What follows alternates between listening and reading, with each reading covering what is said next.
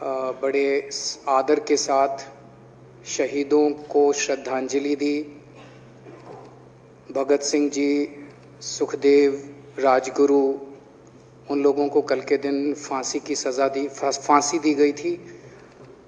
उन्होंने देश को आज़ाद कराने के लिए सबसे बड़ी शहादत दी। अध्यक्ष महोदय, मुझे बेहद खुशी है कि वैसे तो हम सब लोग सभी शहीदों को नमन करते हैं, सभी स्वतंत्रता सेनानियों का आदर करते हैं, लेकिन उन सभी स्वतंत्रता सेनानियों में एक तरह से दो चमकते सितारे हैं, बाबा साहब अम्बेडकर और भगत सिंह। दिल्ली सरकार ने ये निर्णय लिया है कि बाबा साहब अम्बेडकर और भगत सिंह जी की तस्वीरें सभी दिल्ली सरकार के दफ्तरों में लगाई जाएंगी। कुछ दिन पहले पंजाब सरकार ने भी ये निर्णय लिया है कि पंजाब सरकार के भी सभी दफ्तरों में भगत सिंह और बाबा साहब अम्बेडकर की तस्वीरें लगाई जाएंगी।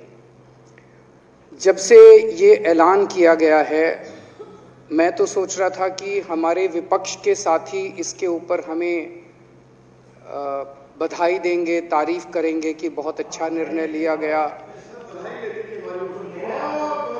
शुक्रिया। हमें इतना क्रिटिसाइज किया जा रहा है। बीजेपी वाले कह रहे हैं कि बाबा साहब अम्बेडकर और भगत सिंह की क्यों लगाई, सावरकर की क्यों नहीं लगाई, हेडगेवार की क्यों नहीं लगाई। कांग्रेस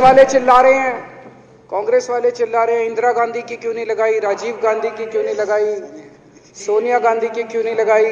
बाबा साहब अम्बेडकर और भगत सिंह से ऐसी नफरत क्यों करते हैं सारे प्रतिपक्ष के लोग?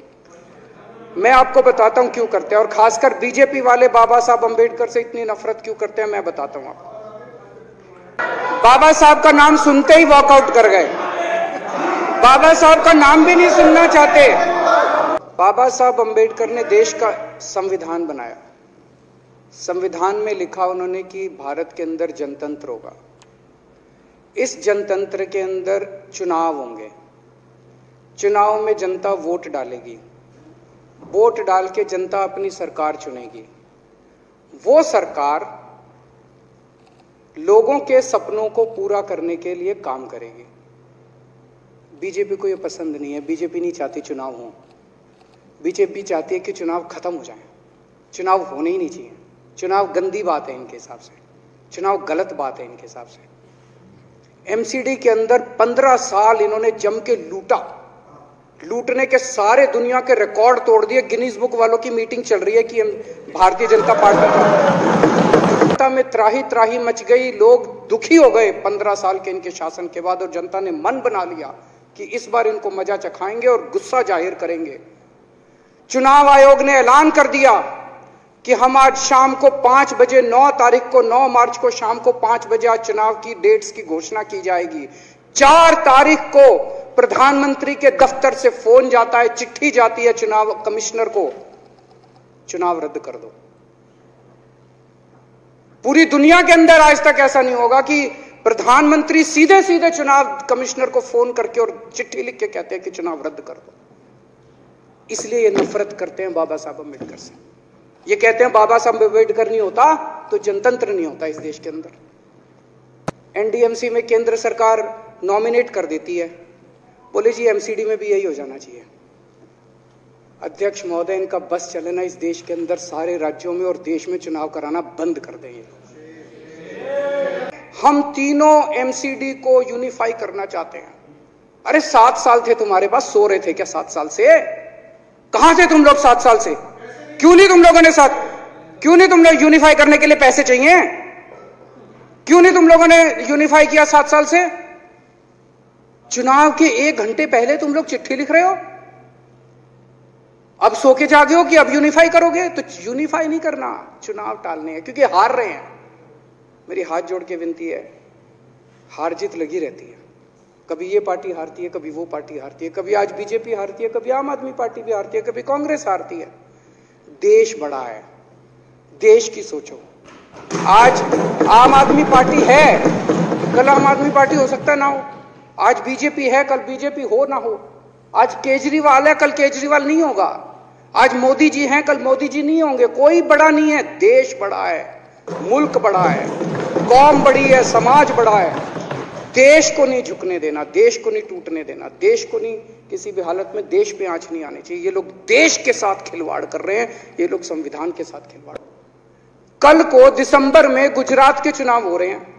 अब जनता कह रही है ये गुजरात हारेंगे।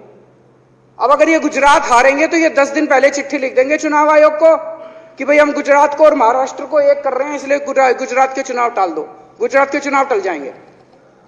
अगली बार ये लोकसभा हारेंगे, चिट्ठी लिख देंगे जी ये पार्लियामेंट्री फॉर्म ऑफ सिस्टम बड़ा खराब है, हम प्रेसिडेंशियल फॉर्म ऑफ सिस्टम ला रहे हैं, संविधान बदल रहे हैं, चुनाव टाल दो। चुनाव टल जाएंगे। ये क्या मजाक बना रखा है इन्होंने, नौटंकी कर रखी है इन्होंने।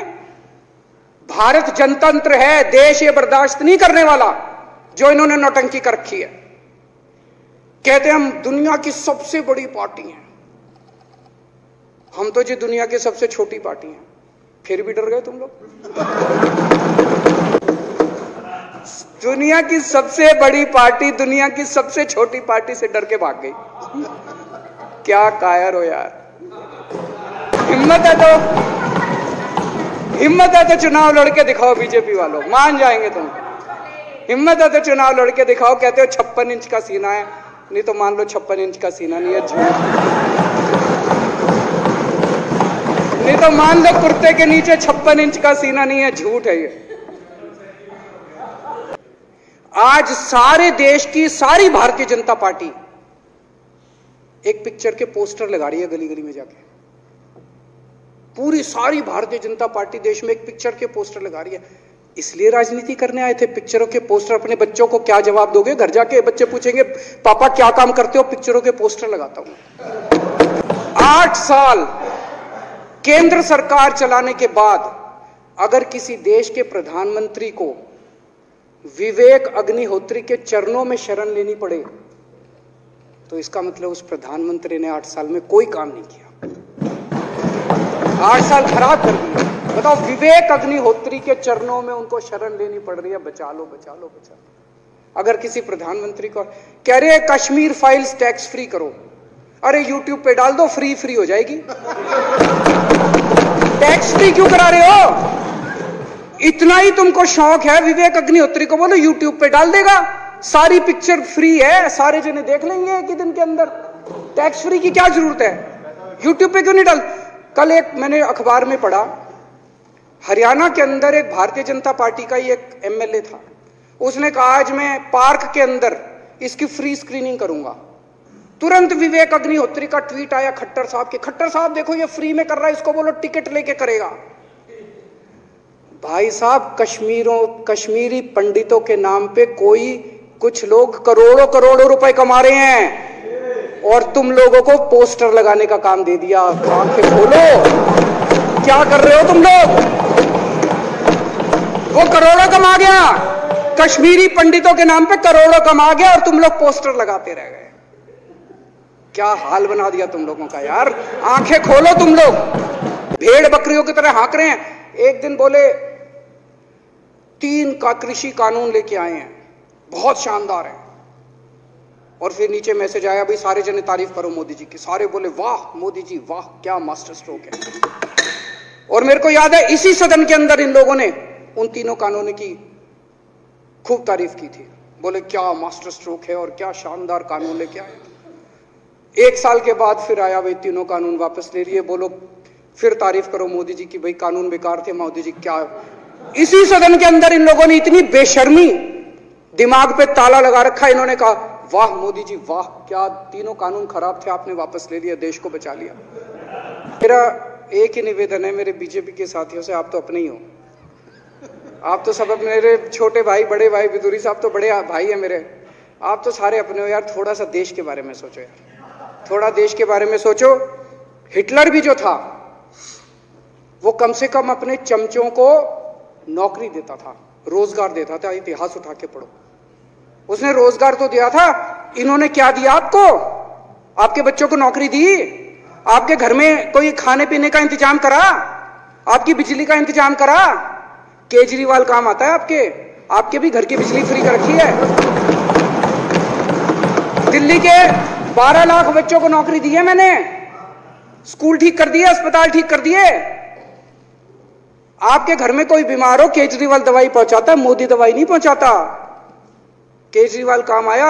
मैं बीजेपी के सारे कार्यकर्ताओं से कहना चाहता हूं, थोड़ा सा दिमाग खोलो। बीजेपी के सारे सपोर्टर्स को कहना चाहता हूं, थोड़ा सा दिमाग खोलो। ये भेड़ चाल बंद करो, भेड़ बकरियों की तरह हाँक रहे हैं ये आपको, ये सब बंद करो। दिमाग खोल के सारे जने बीजेपी छोड़ के आम आदमी पार्टी में आ जाओ। आपको इज्जत मिलेगी, सम्मान मिलेगा, आपसे कतई झूठे नारे नहीं लगवाएंगे। राष्ट्र निर्माण में आपको साथ लेंगे हम, राष्ट्र निर्माण करेंगे आपके साथ मिलकर। ये पोस्टर भी नहीं लगवाएंगे झूठी फिल्मों के। और जो भी करना हो, कम से कम यार ये पिक्चर का प्रमोशन करना तो बंद करो। ये गंदे लगते हो तुम लोग, अच्छी शोभा नहीं देता आप लोगों को। यार आप अच्छे आदमी हो, कुछ करने आए थे राजनीति में, कहां पिक्चर के पोस्टर और प्रमोशन करने में लगा दिया। जी साहब को एक तरह से केंद्र सरकार का नुमाइंदा माना जाता है। एलजी साहब ने भी हमारी सरकार की कितनी तारीफ करी। 50% जीडीपी 5 साल के अंदर बढ़ गया। भारत में आज तक कभी किसी राज्य का नहीं बढ़ा। इतने शानदार काम दिल्ली सरकार ने किए हैं कि केंद्र सरकार द्वारा नियुक्त एलजी साहब ने भी दूसरी सरकार की, आम आदमी पार्टी की सरकार की भूरी भूरी शब्दों में तारीफ की। मैं एलजी साहब का बहुत बहुत शुक्रिया अदा करना चाहता हूं।